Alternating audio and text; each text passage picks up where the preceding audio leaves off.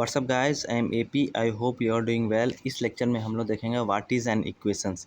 Equations क्या होता है? इक्वेशन की हिंदी होती है, सबसे पहले समीकरण होता है। इक्वेशन में क्या क्या होता है? एक तो आपका एक्सप्रेशन होता है जिसमें वेरिएबल हो, जैसे 2x+2 हो गया, ये क्या है? Expressions with variable, variable x हो गया। अब प्लस में क्या हो, यहाँ पे आपका इक्वल का साइन हो, यहाँ पे कोई भी एक कांस्टेंट टर्म हो या फिर वेरिएबल हो, तो उसी को हम लोग इक्वेशंस बोलेंगे। वो कुछ भी हो सकता है। 2y ये भी एक्सप्रेशन है, इक्वल टू 0। यहाँ से y की वैल्यू हमेशा एक ही आएगी, ज़्यादा नहीं आएगी, उसी को हम लोग इक्वेशंस बोलेंगे। ठीक है, चलिए इक्वेशन किसको बोलते हैं? सबसे पहले वो एक्सप्रेशंस होना चाहिए और उसमें एक वेरिएबल होना चाहिए, और जो वेरिएबल होगी उसकी वैल्यू, अगर उसको सॉल्व करते हैं इक्वेशन को, तो उसकी वैल्यू हमेशा एक ही आए। देखिए यहाँ पे समराइज़ किया गया इक्वेशन किसको बोलते हैं। Any equation like the above, जो भी हमने यहाँ पे पढ़ा था एग्जाम्पल में, x-3 इक्वल टू 0, तो x की वैल्यू कितना आएगी? x की वैल्यू से हमेशा 14 ही आएगी, इसको सॉल्व करेंगे तो हम। In condition on a variable it satisfy only for a definite value, मतलब एक वैल्यू को ही सेटिस्फाई करेगा। जैसे x-3 इक्वल टू 11 है, तो x इक्वल टू यहाँ पर माइनस है, ये इधर जाएगा, यहाँ माइनस है तो इधर प्लस जाएगा, इसके पास आएगा तो 11+3 इक्वल टू 14 हो जाएगा। तो वो बस 14 रखेंगे x की वैल्यू, तभी जाके वो सेटिस्फाई करेगा, तो उसी को हम लोग इक्वेशंस बोलेंगे। For example the equation 2n equal to 10, तो n की वैल्यू कितना होगा? n की वैल्यू यहाँ पे देखिए मल्टीप्लाई है, तो इसके पास 10 के पास जाएगा तो डिवाइड हो जाएगा, n की वैल्यू सब 5 आ जाएगा, तो वही इक्वेशंस का आएगा। Note that an equation has an equal sign, equation में हमेशा एक इक्वल साइन होगा between its two sides, between its two sides LHS और RHS। ये देखिए 2x+3 इक्वल टू 5, ये इक्वल साइन हो गया। ये RHS मतलब राइट हैंड साइड हो गया, ये LHS मतलब कि लेफ्ट हैंड साइड हो गया। यहाँ से हम लोग x की वैल्यू निकाल सकते हैं, तो वो भी x की वैल्यू एक ही होगी, डिफिनिट रहेगी, ये नहीं कि कुछ भी निकाल देंगे। इक्वल साइन होना चाहिए और क्या हो, वेरिएबल एक्सप्रेशंस होना चाहिए। ये हो गया इक्वेशंस की वैल्यू। अब देखिए यहाँ पे आपको पहचानना है कि कौन सा इक्वेशन है। यहाँ देखिए x+20 इक्वल टू 70, क्या क्या सिनेरियो होना चाहिए? एक तो वेरिएबल होना चाहिए, वेरिएबल एक्सप्रेशंस है। अब प्लस में क्या होना चाहिए? इक्वल का साइन होना चाहिए। यस, वेरिएबल क्या है? s। अब देखिए 8 × 3 इक्वल टू 24, यहाँ पे इक्वेशन है? नहीं है। क्यों नहीं है? क्योंकि यहाँ पे वेरिएबल नहीं है। No, this is numerical equation, ये क्यों न्यूमेरिकल इक्वेशन है। 2p इज ग्रेटर देन 30, नहीं है। क्यों नहीं है? क्योंकि यहाँ पे इक्वल का साइन नहीं है। n-4 इक्वल टू 100, यस है। क्यों है? इक्वल का साइन भी है, प्लस में n भी है वेरिएबल। 2 इज इक्वल टू 18, यहाँ पे एक्सप्रेशन है, वेरिएबल भी है, इक्वल का साइन भी है, तो ये एक्सप्रेशन हो गया। y/8 is get less than 50, नहीं है। क्यों? वेरिएबल तो है, एक्सप्रेशन तो है, लेकिन यहाँ इक्वल का साइन नहीं है, लेस देन का साइन है। तो ये आप इक्वेशन पहचानना समझ गए। इसमें आपको following are the some example of an equation, the variable in the equation is also identified. आपको क्या करना है? वेरिएबल आपको पहचानना और इक्वेशन पहचानना। ये तो इक्वेशन है, x+10 इक्वल टू 30, वेरिएबल क्या है? x है। p-3 इक्वल टू 7, इक्वेशन है, वेरिएबल क्या है? p है। 3 इक्वल टू 21 इक्वल टू का साइन है, इक्वेशन है, वेरिएबल क्या है? n है। t/5 इक्वल टू 4, वेरिएबल क्या है? t है। 12+3 इक्वल टू 7 इक्वल है, इक्वेशन होगा, एक्सप्रेशंस भी है, वेरिएबल भी है, l हो गया variable. 2m-3 equal to 5, variable क्या होगा? इसमें m होगा। समझ गए?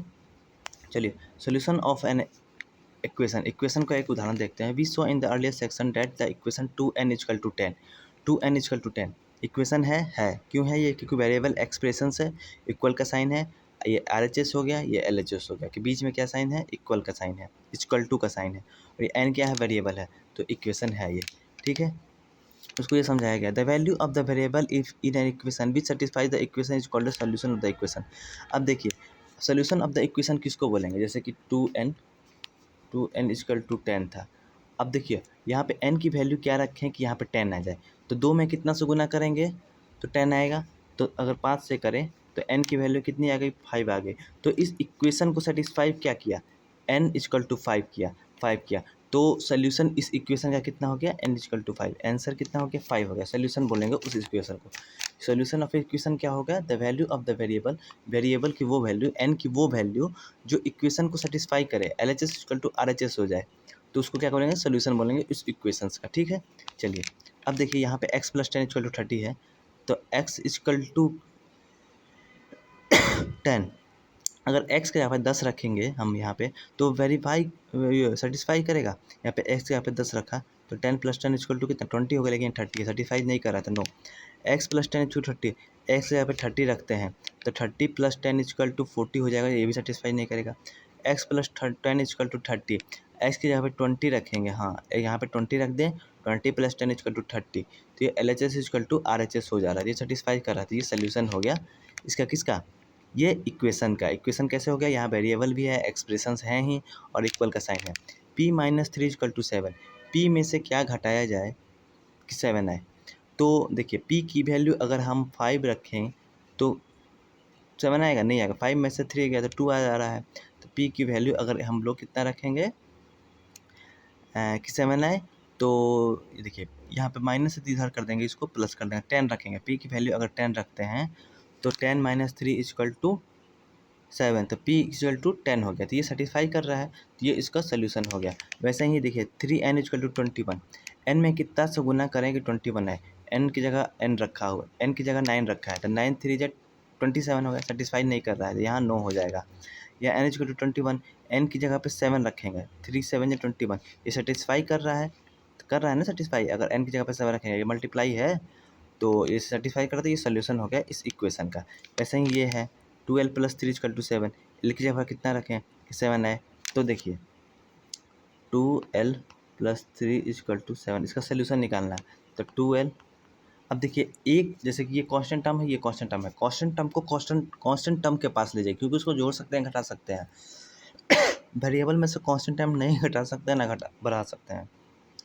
तो 7 हो गया ये प्लस का चेन था, इधर माइनस में हो जाएगा, उल्टा हो जाएगा, तो 2l = 4 हो गया। अब देखिए यहाँ पे कांस्टेंट टर्म क्या है, 2 है, तो l यहाँ रहने देते हैं, 4 यहाँ मल्टीप्लाई में है, तो इधर आएगा तो क्या होगा, डिवाइड में हो जाएगा, 2 2 जा 4। अगर l की जगह पे 2 रखेंगे तो वो सेटिस्फाई करेगा, ठीक है। ये इक्वेशन सॉल्व करना आपको अच्छे से आगे के लेक्चर में, l की जगह पे 2 यहाँ रखा है, देखिए 2 2 जा 4 + 3 = 7 हो गया, ये सेटिस्फाई कर रहा है, तो ये इक्वेशन का सोल्यूशन हो गया, यहाँ s हो जाएगा। वैसे ही आपको और सब भी चीज़ करनी है, यहाँ पे देख लीजिएगा। चलिए अब देखिए यहाँ पे क्या है, सोल्यूशन हमने मिल गया, कैसे निकलता है, systematic method solving equation only next year we shall learn. हम लोग 7वीं क्लास में कैसे हम लोग इक्वेशंस को सॉल्व करते हैं, जो मैं आपको एग्जांपल से पीछे जस्ट पीछे वाले बताया था, जैसे इसको सॉल्व करके बताया था 12 + 3 = 7, वैसे जो हमने बताया था वो नेक्स्ट क्लास का जो मेथड था वो बताया था। अब कुछ इसका जो हिस्ट्री है, बिगनिंग ऑफ अलजेब्रा, कैसे अलजेब्रा की शुरुआत हुई, यहाँ पे ये चैप्टर खत्म होता है थ्योरी पार्ट पे। इसके बाद एक्सरसाइज हम लोग 11.5 को करेंगे, कैसे अलजेब्रा की शुरुआत हुई है, कुछ कहानी है, इंटरेस्टिंग कहानी है, वो जान लिया। It is said that algebra is a branch of mathematics, ये पहले जान गए थे। कब शुरुआत हुई, 1550 BC में। BC मतलब कि बिफोर कॉमन एरा, मतलब कि जीरो से मान लो पृथ्वी की शुरुआत हुई, उससे और 1550 साल पहले पृथ्वी की शुरुआत, मतलब काउंटिंग हमने शुरू किया साल से, 0 साल हो गया, 1 साल हो गया, 2 साल, 0 साल से मतलब कि लेफ्ट साइड में -150 साल बोल सकते हैं, माइनस में जा रहा है, मतलब कि 1550 साल पहले। आपने हिस्ट्री पढ़ा होगा। मोर देन 35 ईयर्स एगो, उससे भी ज़्यादा, मतलब कि आज से मान लीजिए